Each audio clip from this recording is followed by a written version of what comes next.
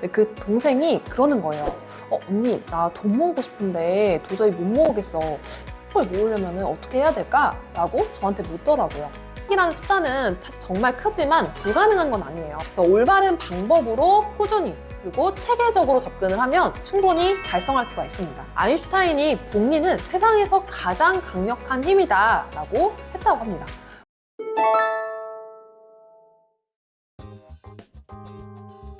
네, 여러분 안녕하세요. 부자되는 세상입니다.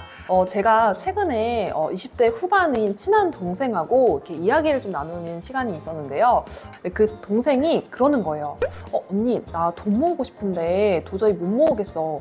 1억을 모으려면 어떻게 해야 될까? 라고 저한테 묻더라고요. 그래서 제가 바로 던진 첫 마디가 뭐였냐면, 지금 너가 월급이랑 한 달에 얼마나 쓰는지 한번 알아봤어? 이렇게 되물었어요. 그런데 돌아오는 대답이 뭐였냐면, 모르겠어. 그냥 생활비가 너무 많이 나가서 못 모으겠어. 이렇게 얘기를 하더라고요. 네, 그래서 제가 그 얘기를 듣고 진짜 원인을 전혀 모르는구나 라는 생각이 들어서 이렇게 앞에서 영상을 찍게 되었습니다.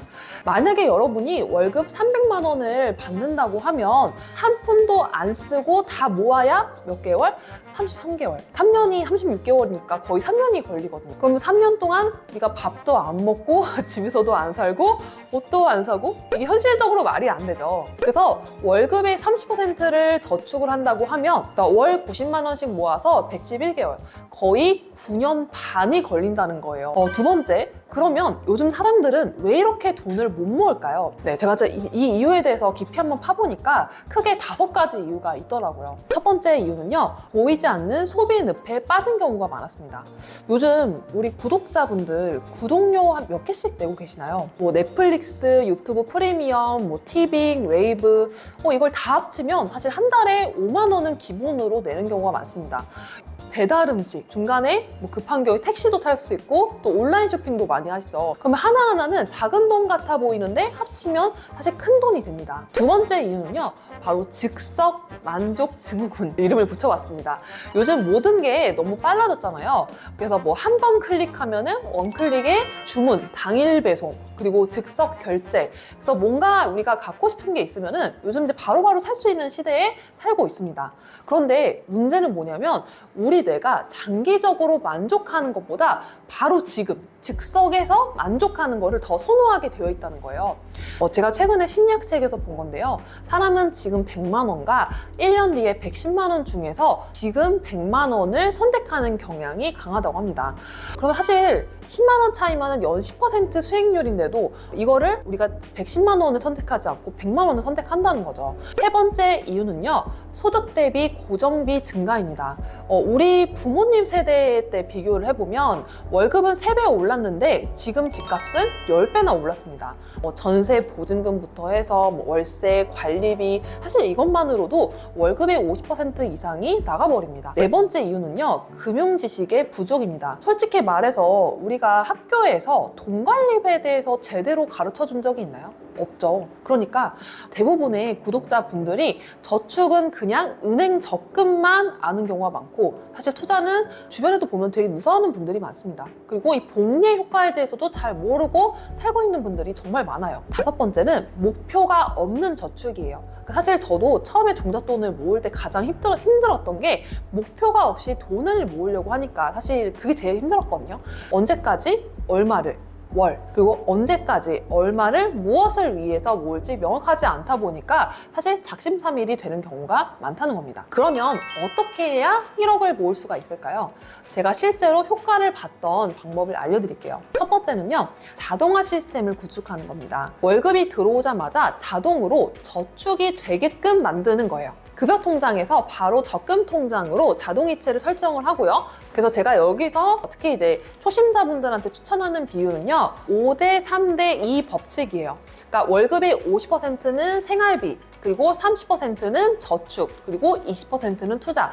두 번째는 부채부터 정리하기인데요. 여러분들이 신용카드 대출 이자가 연 15%인데 적금 이자가 연 3%면 뭔가 이상하지 않나요? 고금리 부채부터 싹 정리를 하고 그 다음에 저축을 시작하셔야 됩니다. 세 번째는 수입원의 다각화입니다. 요즘 시대에 사실 월급만으로는 돈을 모으는데 한계가 있어요.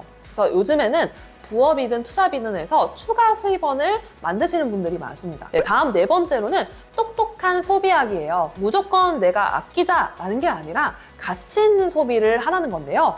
예를 들어서 여러분들이 매일 카페에서 아메리카노 5,000원씩 사 먹으면 한 달에 얼마죠? 15만 원. 그리고 1년에 그러면 180만 원이에요. 그런데 집에서 원두를 사서 내려 마시면 얼마나 될까요? 한 달에 사실 3만 원도 안 됩니다. 그러니까 이런 식으로 하나씩 바꿔 나가는 거죠. 다음 다섯 번째는 복리의 마법 활용하기인데요. 아인슈타인이 복리는 세상에서 가장 강력한 힘이다 라고 했다고 합니다.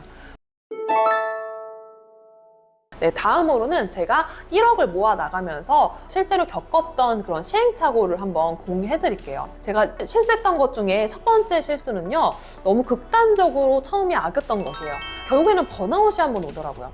그래서 중간에 제가 폭발을 내서 뭐 쇼핑을 한 번에 막 몇십만 원씩 구매를 하는데 써버리거나, 그러니까 이런 경우가 있었습니다. 그다음에 두 번째 실수는요, 목표가 없이 처음엔 저축을 시작했던 것인데요. 그냥 막연히 내가 돈을 모아야지 이렇게만 생각을 했는데 언제까지 얼마를 모을지 이렇게 명확하지가 않다 보니까 사실 처음에 동기부여가 정말 안 되더라고요. 그래서 나중에는 뭐 3년 안에 1억 모으기 이런 식으로 구체적인 목표를 세웠습니다. 1억이라는 숫자는 사실 정말 크지만 불가능한 건 아니에요. 그래서 올바른 방법으로 꾸준히 그리고 체계적으로 접근을 하면 충분히 달성할 수가 있습니다.